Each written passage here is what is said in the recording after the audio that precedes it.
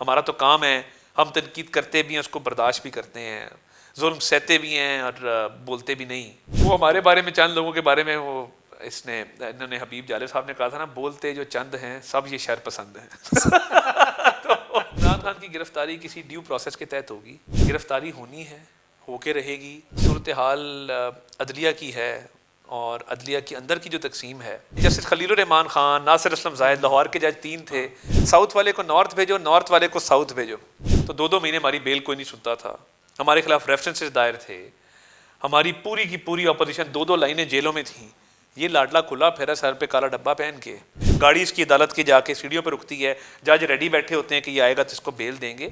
आप ये बताएं कि हमारी तकसीम नहीं है, दिल बड़ा करके बतौर इदारे के बड़े, हालांकि चीफ जस्टिस इदारे का बड़ा नहीं होता। अदालतें गैर मुतनाज़ा रहें, मुत्तहिद रहें, मामला फहमी से चीज़ों को चलाएं, ये तासुर ना दें कि वो किसी एक सियासी जमात की सहूलतकारी में सामने आ रही हैं। हमने मुश्किल हालात में आके सियासत दाव पे लगा के रियासत संभाली है, तो संभालते रहेंगे इंशाल्लाह। अस्सलाम वालेकुम नाज़रीन, आज न्यू डिजिटल में हमारे मेहमान हैं अताउल्लाह तारर, पाकिस्तान मुस्लिम लीग नून के मरकज़ी डिप्टी सेक्रेटरी जनरल हैं और वज़ीर आज़म मोहम्मद शहबाज शरीफ के मुआविन ख़ुसूसी हैं। आप अक्सर इनको जो है टीवी टॉक शो में देखते हैं और PTI को ये काफ़ी चुपते हैं, क्योंकि जब ये आईनी कानूनी और सियासी बात करते हैं तो फिर उसके बाद उधर से एक सिलसिला जो है वो शुरू होता है। अता साहब बहुत शुक्रिया आपका। थैंक यू वेरी मच जी, बहुत शुक्रिया। अता साहब, हालात बहुत बिगड़ते हुए दिखाई दे रहे हैं, आप चूँकि कानूनदान भी हैं, सियासतदान भी हैं, मामलात को काफ़ी क्लोजली आप देखते हैं, तो क्या सलूशन देखते हैं? इब्राहिम भाई बहुत शुक्रिया आपका। आज एक अहम मोड़ पे हम खड़े हैं तारीख़ के, और हमेशा लगता यही है कि ये तारीख़ का अहम मोड़ है, पाकिस्तान तारीख़ के एक अहम दोराहे पे खड़ा है। मगर इस दफ़ा देखिए जो सूरत हाल अदलिया की है और अदलिया के अंदर की जो तकसीम है, वो हमें ज़रूर याद दिलाती है कि जब 1997 में सजाद अली शाह साहब के ख़िलाफ़ एक बगावत हो गई, 10 जज खड़े हो गए, चीफ जस्टिस को उन्होंने घर भेजा, और वो सीनियरिटी के प्रिंसिपल को तब भी इग्नोर किया गया था कि आपको याद होगा कि 4थे नंबर से उनको उठा के चीफ जस्टिस बनाया गया। साद सऊद जान साहब नंबर 1 पे थे, अब्दुल कदीर चौधरी नंबर 2 पे थे, अजमल मियाँ साहब नंबर 3 पे थे, और फिर उसका जो अंजाम हुआ वो कौम ने देखा।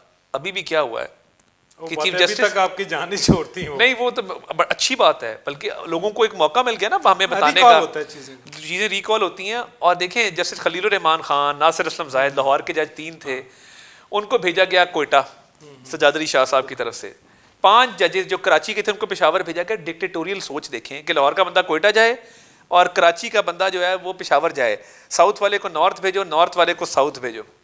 तो वो जब फैसला आया, उन्होंने चीफ जस्टिस को हटा दिया, तो देखिए सीनियरिटी के प्रिंसिपल को इग्नोर किया गया था। तारीख साज वो एक बगावत हुई, रिवोल्ट हुआ दिया के अंदर। अब क्या प्रॉब्लम है, 8-7 की डिवीज़न है जो नज़र आती है, उसमें 2 जज साहबान जो एलिवेट किए हैं, और बंदयाल साहब ने तब एलिवेट करवाए, जो उस पर भी काफ़ी बातें हुई कि एलिवेट क्यों कराया जा रहा है, जो कमेटी है जुडिशल अपॉइंटमेंट्स पे। अब देखें वो सीनियरिटी के प्रिंसिपल को इग्नोर करके ही तो किए गए थे।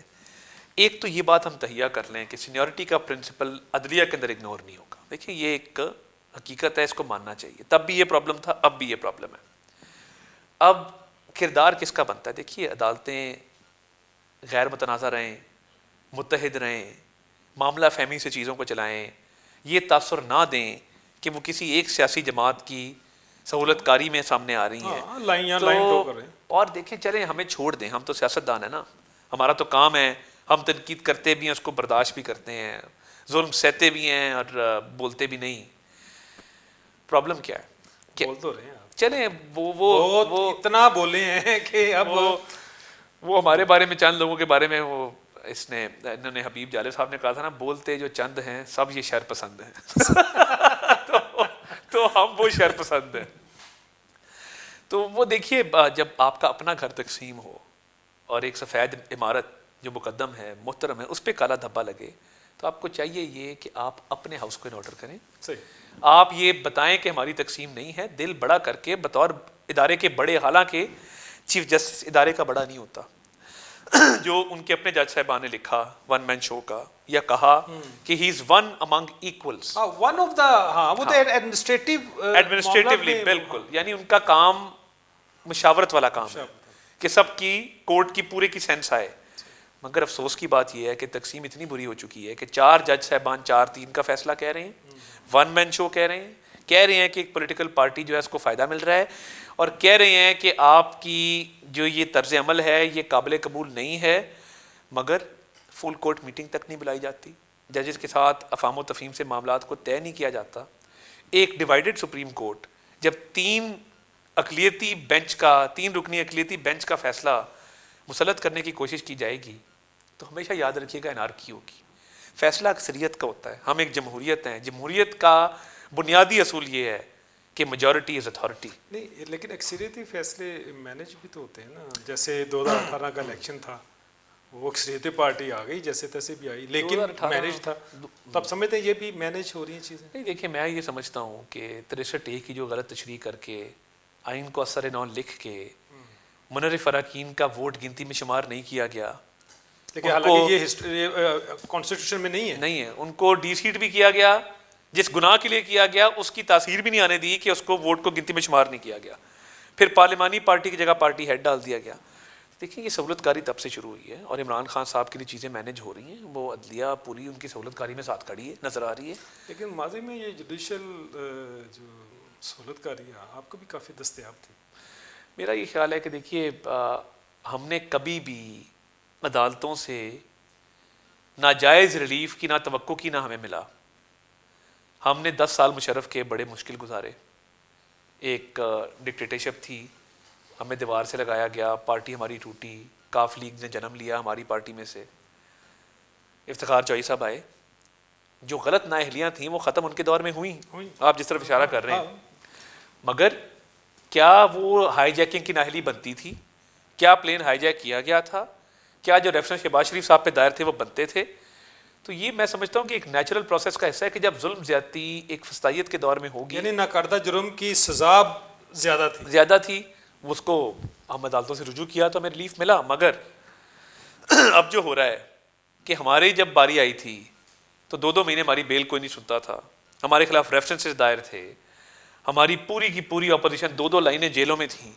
ये लाडला खुला फिर सर पे काला डब्बा पहन के, इसको कोई नहीं पूछता। इसकी एक दिन में 18 बेलें मिलती हैं, गाड़ी इसकी अदालत के जाके सीढ़ियों पर रुकती है, जज रेडी बैठे होते हैं कि ये आएगा तो इसको बेल देंगे। तो ये सहूलत का शाम 5-5-6 बजे तक भी टाइम मिले तो क्या फिर करें? ये देखें, पहली हमारी डिक्टेटरशिप की वजह से दुनिया में हमारा जमहूरियत में एक जो है वो कोई अच्छे नाम हमारा हमें नहीं लिया जा रहा। अब जुडिशरी जिस तरह की तकसीम हुई है तो इसका वे फॉरवर्ड क्या है? क्या कोई रिकॉन्सिलिएशन कोई ऐसा है जो बीच में कोई इसको कूल डाउन करे? रिकन्सिलिएशन होनी चाहिए, बट इसमें पहल चीफ जस्टिस को करनी पड़ेगी कि वो फुल कोर्ट मीटिंग बुला के ये एक तासुर कायम करें कि उनका अपना कोर्ट डिवाइडेड नहीं है, उसमें कोई तकसीम नहीं पाई जाती, अपने इख्तलाफात को बैठ के बातचीत के जरिए, टेबल टॉक के जरिए हल करें। लेकिन तकसीम तो वाज़ेह है, वो कैसे आप कहेंगे तकसीम? बड़ा दिल करे ना। जस्टिस अतरमिनल्लाह ने जो अपना नोट लिखा है, इख्तलाफी नोट, उससे तो उन्होंने तो बिल्कुल उस पर जो है मोहर सब्त कर। देखिए उनको चाहिए कि वो बड़ा दिल करके बतौर चीफ जस्टिस के इदारे को बचाने के लिए, इदारे की साख को बचाने के लिए ये तकसीम ख़त्म करें। और अगर उनको लगता है कि मेजॉरिटी जजेस का ये ख्याल है कि ये 4-3 का फैसला है तो हाई कोर्ट को भेज दें, अपील तो सुप्रीम कोर्ट में ही आनी है ना। बिल्कुल। मगर ये तासुर के बेंच अपनी मर्जी का, फिर काजी फजीसा के ऑर्डर के साथ जो किया गया, पहले सर्कुलर जारी कर दिया रजिस्ट्रार के जरिए, 5 मिनट के अंदर जो है 6 रुकनी हम ख्याल बेंच बना है, 5 मिनट में उड़ा के वो परे मारा है। तो लोगों को ये नज़र आ रहा है कि जानिबदारी है, गैर मुनसिफाना इकदामात हैं, और लोग ये कह रहे हैं कि चीफ जस्टिस साहब का झुकाव इमरान खान की तरफ मुकम्मल तौर पे है और उनकी अपनी ग्रुपिंग भी इमरान खान और उसकी पार्टी की सहूलतकारी में है। तो अगर चीफ साहब अगर इतना जैसे आप कह रहे हैं बड़ा दिल करें और जो है स्टेप फॉरवर्ड करें, अगर वो नहीं करते तो फिर आपके पास क्या हल है? जुडिशल काउंसिल आपके पास हल है, रेफरेंसेस आपके पास हल है, या कोई तहरीक का भी कोई? हमारे पे बड़ा प्रेशर है, हमारी पॉलिटिकल लोग हमें कहते हैं कि आप रेफरेंस दायर करें। कल एक आम शहरी ने रेफरेंस दायर किया है। नहीं, आम शहरी तो खैर और भी कई लोगों के पास हैं, चलिए हमें तो पॉलिटिकल लोगों पे भी बड़ा प्रेशर है के पास भी काफ़ी आम शहरी हैं जो कोर्ट में जाते हैं। असल चीज़ ये है कि एज पॉलिटिकल पार्टी पाकिस्तान मुस्लिम लीग नून, एज पॉलिटिकल अलायंस पीडीएम, जो कि सेंस ऑफ पब्लिक है, वो क्या देखिए, तो रावलपिंडी वैसे ही बदनाम हो जाता है, जो चीज़ होती है वो रावलपिंडी पे लोग डाल देते हैं। ऐसा है नहीं, बड़ा एक जो सेटअप है बड़ा प्रोफेशनल सेटअप है, नो डाउट। मगर जो आप बात कर रहे हैं, देखिए हमारे पे बड़ा प्रेशर है हमारे पॉलिटिकल लोगों का कि रेफरेंस ज़रूर दायर होना चाहिए, स्पेशली इस मिसकॉन्डक्ट पे कैथर मिनल्ला साहब कह रहे हैं कि ना मैंने बेंच से माजरत की, ना मैंने अलहदगी इख्तियार की, मुझे बेंच से निकाला गया। सही। तो मिसकॉन्डक्ट है, जुडिशल जो कोड ऑफ कॉन्डक्ट है जजेस का, उसकी वायलेशन है। तो मवाद और ग्राउंड्स मौजूद हैं जुडिशल रेफरेंस के, दायर करना ना करना सियासी पार्टियों की और सियासतदानों की मर्जी। ये फिर प्रोफेशनल बदनीयती हम इसको कह सकते जी, हैं। प्रोफेशनल डिसऑनेस्टी है। तो प्रोफेशनल डिसऑनेस्ट जो है वो जज हो सकता है? नहीं हो सकता। जजेस का जो कोड नहीं ऑफ हो कॉन्डक्ट सकता। है उसमें जानिबदारी नहीं है, उसमें किसी पॉलिटिकल पार्टी की सहूलतकारी नहीं है, झुकाव नहीं है, उसने मुनसिफाना गैर जानिबदाराना फैसले करने हैं और वो फैसले ना होते हुए सिर्फ नजर करने, आने होते हुए चाहिए। नजर आने चाहिए। Justice should not only be done but should manifestly seem to have been done. Seen. लेकिन ये सब कुछ जो अब मौजूदा सूरत हाल है जो जजेस की विद इन सुप्रीम कोर्ट जजेस की जो सूरत हाल सामने, उसके मुताबिक तो इसमें प्रोफेशनल मुबैना तौर पर, हम तो मुबैना कहेंगे, तो प्रोफेशनल डिसऑनेस्टी है। तो फिर आपकी जो है कि चीफ जस्टिस साहब रिज़ाइन दे दें, तब समझते हैं कि वो देखिए, चीफ जस्टिस को बहुत अर्ली डिमांड नहीं। रिज़ाइन इसलिए देना चाहिए कि पूरी अदालती निज़ाम पे, अदल और इंसाफ के निज़ाम पे सवालिया निशान लगा दिया एक शख्स ने, फ़र्द वाहिद ने। लोग ये बात कर रहे हैं, ये तासुर है। आइन को रीराइट किया एक पॉलिटिकल पार्टी के लिए, एक के बाद एक फ़ैसला आया एक पॉलिटिकल पार्टी के लिए। अपने जजेस बगावत कर चुके हैं, 4 जजेस लिख के दे चुके हैं, 7 जजेस ऐसे हैं जिनको इन पे एतमाद ही नहीं है। आपकी निस्फ कोर्ट जो है वो डिवाइडेड खड़ी है, आप पे एतमाद नहीं रखती, आप पे चार्जशीट कर रही है अपने फैसलों के ज़रिए। तो आइडियल तो ये था कि इस्तीफ़ा दें और घर चले जाएं। इन मामलात के बाद, इस सारी तबाही के बाद, मुझे बताएं किसी सिविल जज का भी ऑर्डर कोई क्यों मानेगा, जब नज़र आएगा कि टॉप पे जो लोग बैठे हैं उनके झुकाव है एक तरफ। रियासत भी माँ की तरह होती है, फादरली फिगर होती है। रियासत में कोई ऐसा है जो मामलात को बेहतर करे? देखिए, मेरा ख्याल है ये अब सियासतदानों का काम है, आपस में बैठें। रियासत को नहीं आना चाहिए बीच में? रियासत को बीच में नहीं आना चाहिए। सियासतदान अगर जाएं आपस में बैठें और किसी एक डेट पे मुत्तफिक हो जाएं। Prime minister of the day वो भी फादरली फिगर होता है। दुरुस्त है। वो कोई स्टेप प्राइम या वो मिनिस्टर मोहताज हैं प्राइम मिनिस्टर साहब अलायंस के? नहीं, अलायंस में तो, अलायंस में भी लोग चाहते हैं बातचीत हो, मगर देखिए प्राइम मिनिस्टर साहब जब अपोजिशन लीडर थे, मिसाक मईशत की बात की, हर मौके पे कश्मीर के इशू पे बैठे। इमरान खान साहब नहीं बैठने को तैयार थे।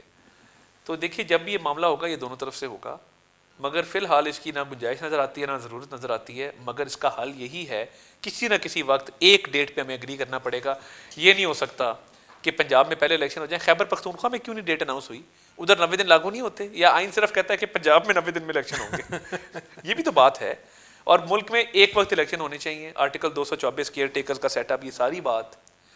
और वरना हर 5 साल बाद जिसकी पंजाब में गवर्नमेंट होगी वो पूरे पाकिस्तान में गवर्नमेंट, पूरे पाकिस्तान में होगा, क्योंकि पंजाब बड़ा है और हर उसका सीट एलोकेशन बहुत ज़्यादा है। तो क्या फिर अब इस पे क्या करें, किसको मुर्द इल्ज़ाम ठहराएं? जुडिशरी को? कसूर तो अदालत का है कि उन्होंने 63 ए की गलत नहीं, तशरीह लेकिन की ये क्यों? तसलसल तो है हमारी पूरा हिस्ट्री में। तसलसल है, हिस्ट्री में भी है, मगर मुल्क की तारीख में कभी ये नहीं हुआ कि बैक वक्त इलेक्शन ना हुए हों। इलेक्शन हमेशा एक टाइम पर हुए। और उसकी वजूहात हैं कि आइन में गुंजाइश ही मौजूद नहीं है अलग इलेक्शन की। तो इन मामलात को देखना होगा, और मेरा ख्याल है किसी वक्त बातचीत करके किसी एक डेट पे मुत्तफिक हो जाएं।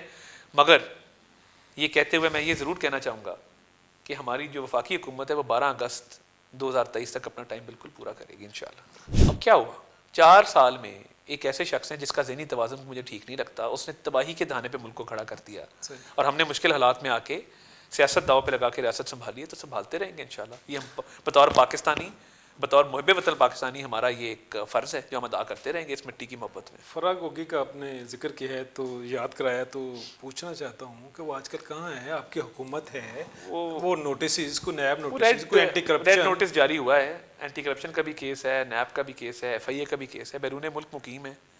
और इमरान खान साहब ने इस डर से कि वो और उनके खामद एहसन जमील गुजर इनके खिलाफ वादा माफ गवाह ना बन जाएं, इनको इक़्तिदार के आखिरी अयाम में ही बाहर भगा दिया था। तो अगर इमरान खान अपनी नेक नीति साबित करना चाहते हैं और समझते हैं कि वह बददियानत नहीं है, तो ले आए वापस। मतलब बहुत सादा, मतलब कि सादगी में आके उनको लाएं और आपके हवाले कर दें। आ जाए ना, तहकीकात का सामना करे, सब ने किया इस मुल्क में। इमरान खान को गिरफ्तार नहीं कर सके? इमरान खान की गिरफ्तारी तो ज़ाहिर है हुकूमत की, इमरान खान की गिरफ्तारी किसी ड्यू प्रोसेस के तहत होगी। और तो बाकी उधर जो डांग सोटा था वो क्या था? वो असले की वहाँ पे नुमाइश, असले का वहाँ पे होना गैर कानूनी, दहशतगर्द तंजीमों के लोगों का होना, उस एरिया को क्लियर करना मेरा ख्याल ज़रूरी था। मगर गिरफ्तारी होनी है, होके रहेगी। ये नहीं हो सकता कि तोशाखाना के केस में आप स्कॉट फ्री फिरते रहें। आप इतने मुकदमे आपके खिलाफ, कभी ना कभी ये होनी है, मगर एक ड्यू प्रोसेस के तहत होगी। अदालतों ने सहूलतकारी करके बेलें दी हैं, 18-18, 20-20 बेलें दी हैं, मगर इसके बावजूद मैं समझता हूँ कि स्कोप है और इंशाल्लाह ये दिन आएगा, आप देखेंगे। अगर कोई चाहता तो गिरफ्तारी हो सकती थी। ये देखिए, चाहने ना चाहने की बात नहीं है, ये इसका एक वक्त मुकर्रर है, तो जब होगा तो आपको बता देंगे। चलिए, बहुत शुक्रिया आपका। नाज़रीन, आपने जो है अताउल्लाह तारर साहब की गुफ्तगू सुनी। उन्होंने सियासी गुफ्तगू भी की, कानूनी गुफ्तगू भी की। अब आपने फैसला करना है कि हालात किस नहज पर हैं और किस नहज पर जाएंगे।